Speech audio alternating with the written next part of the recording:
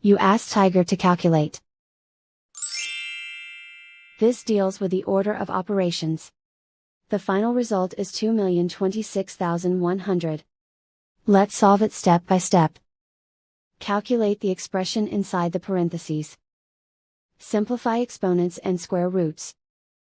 10 to the power of 4 equals 1,000,000. Perform any multiplication or division, from left to right. 2.61 times 1,000,000 equals 26100. Simplify exponents and square roots. 10 to the power of 6 equals 1,000,000. Perform any multiplication or division, from left to right. 2 times 1,000,000 equals 2,000,000. Calculate any addition or subtraction, from left to right.